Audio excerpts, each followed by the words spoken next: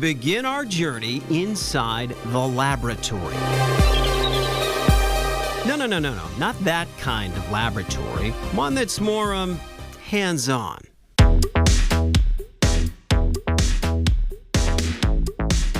Welcome to the Glitter Lab in downtown Dover, where part of the experience includes something called nail art.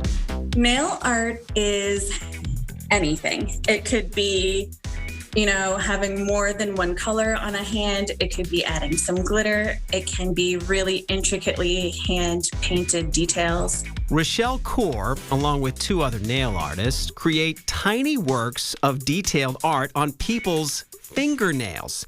It may seem cutting edge, but I learned this kind of thing goes back a while. This is where I'm like, I don't want to step on Fritz Weatherby's toes because I have a whole history lesson that goes. In a nutshell, decorating nails goes back thousands of years to places like China and Egypt. In the early days, longer or decorated nails were a status symbol for the wealthy, but over time that changed to a better and more widely accessible product. Nail art, like I said, is now accessible to everyone. It's not just if you're rich or a celebrity. And with the creation of gel polish combined with that has made it just this booming industry for us. So I'm just gonna paint some white clouds. As Rochelle showed me, the work requires practice and a steady hand. It can take minutes, even hours, depending on what people request. It seriously runs the gamut from, I had someone ask me to do a snowplow one time in the winter.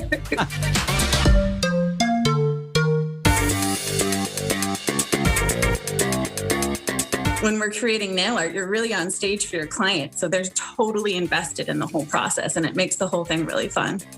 The artwork is sealed into place and can last for weeks. After that, just let your fingers do the talking. It's a way to show your personality, and I think people are really drawn to that. What does that say about my empty fingernails? I think it says you made an appointment, Sean. Okay.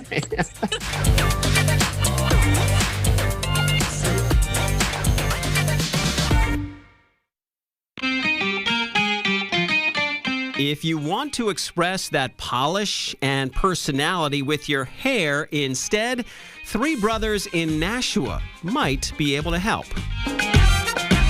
With almost no money, Raphael Angeles and his brothers opened VIP and Evolution barbershops in Nashua, and it was a success. What is it you think that keeps the customers coming back to you? Why do they like it there so much? Honestly, we don't do it advertise here. Only the haircut talk. The trio from the Dominican Republic have a special ability to make art with a razor. Anyone can get these detailed designs in their hair. What do you think you'd put on the side of my head right here? Whatever you want.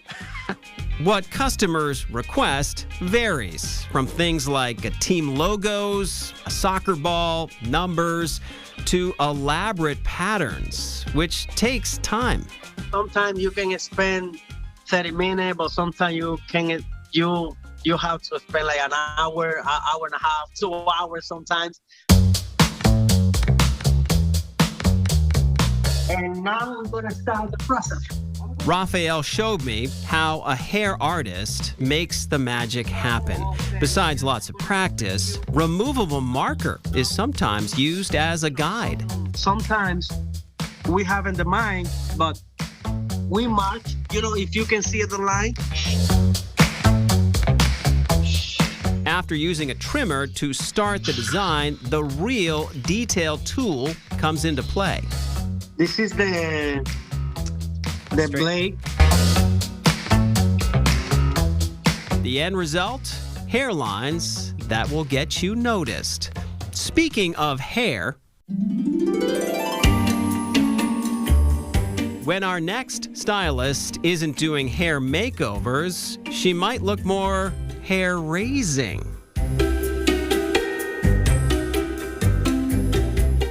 Do you think people know that you have this kind of double life? Derry hairstylist Nicole Bolognese loves doing character makeup in her free time for fun, often using her favorite theme, Disney. I thought the villains were really cool, so I started doing the Disney villains, and I just kind of like went off of, you know, the popular ones that people know and grew up loving. It all started years ago as a Halloween thing, but it got a lot more attention as Nicole shared more and more on social media under the name Beauty by Coley. People loved it. I posted them on my Instagram and my Facebook, and family and friends were going crazy for it, and people started asking me to do their makeup for Halloween. And when the pandemic hit and TikTok became an outlet for artists, Nicole started posting fun videos. In case you're wondering, the videos are often time-lapse because putting on makeup and lip syncing in between adds up the minutes. I'd say on average about 2.5 hours. Don't expect Nicole's alter egos to take over. These faces go fast. It makes me wonder, how long do you keep the makeup on before you take it off after all that work? I know, everybody says that. Everyone's like, you put all this work into it, and then I literally take pictures until I'm happy with, you know, 1 or 2 of them, and I wash it off. So probably like, I don't know, maybe 15 minutes after I finish, it's gone.